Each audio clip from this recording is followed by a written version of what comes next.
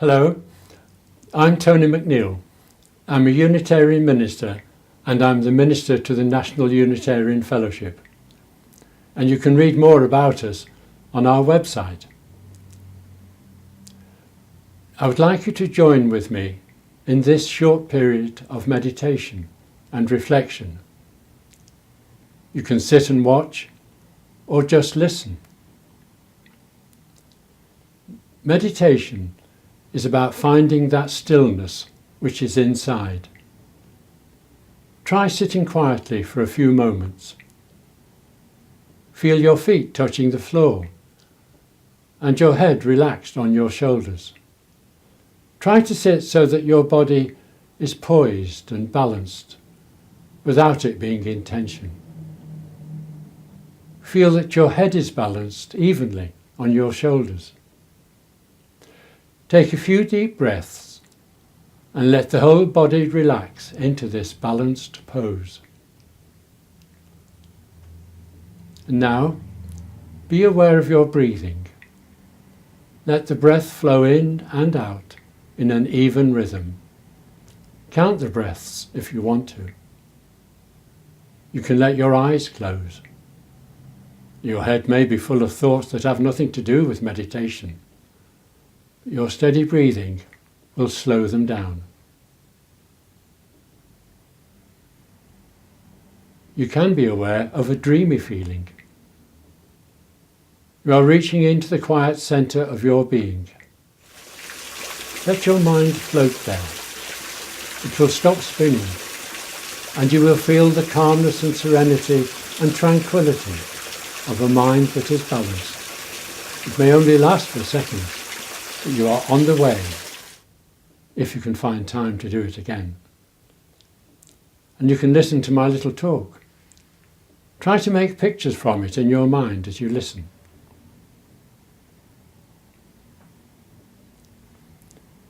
My friend often teases me for being a Unitarian. He says that while his faith offers prayers and scriptures that have been established for 2,000 years, I seem to have invented something new. He says that what his religion offers is certainty, while I can say what I like. I agree with him, almost to a point. I was part of that faith once, and to be truthful, there's still a shadow of it somewhere on my mind. It was the tradition and certainty that eventually led me away from it. When I was what he calls a believer, I was in the club. I could say that I knew all the answers to life because they were in the Holy Book. If I doubted then, the answer was in the book, or an interpretation of it by a learned scholar. Those who are not believers, I should persuade to join this club. And if they would not, then I could only say, God help them. My club, my religion, was exclusive and correct. Lucky me. But I left. I left the certainty and the authority of the Holy Book, and felt the freedom of being subject to no one but myself. I had experience of the world and found it to be chaotic. The world was cruel, and really it paid no attention to people's faith or their holy books. People died in earthquakes and car crashes, and the wrongdoings went on no matter what the prophets had said.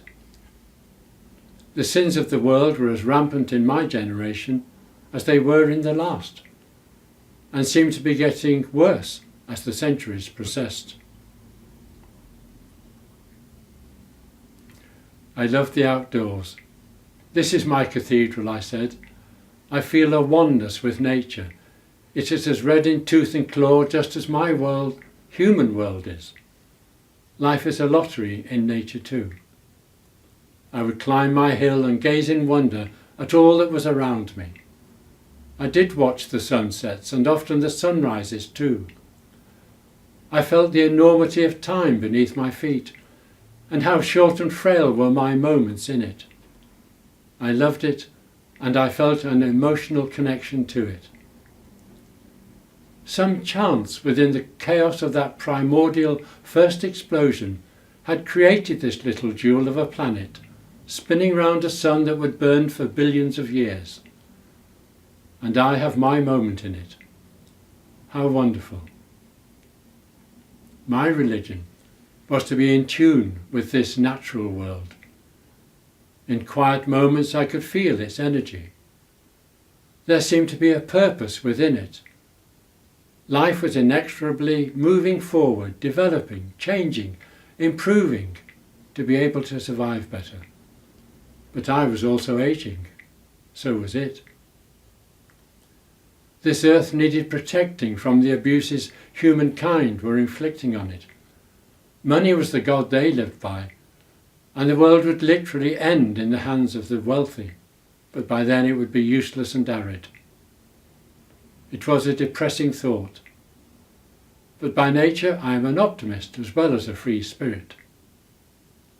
There are people in the world whom I seem to get on with naturally. I call them my tribe. I don't know how it is. It must be some instinct carried in my genes. Unitarians meet together, some in chapels and some in small groups. We meet for worship, but what each one worships as the ritual moves along is a secret known only to them.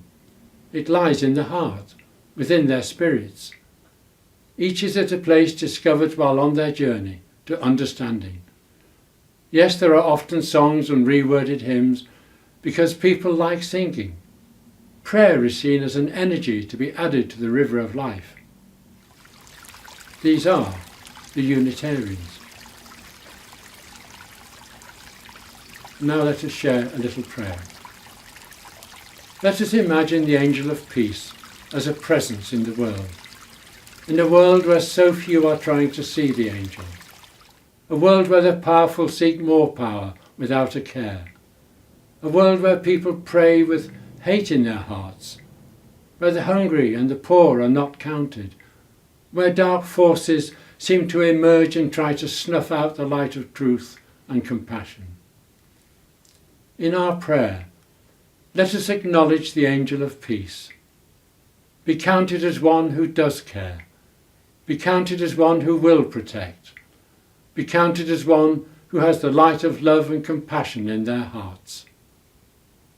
And if our lives are troubled, if there is anger or frustration within us, then let us summon the angel of peace to inspire us, to help compassion to be stronger than anger, for love and understanding to be stronger than the frustration of not being able to make things change for the better.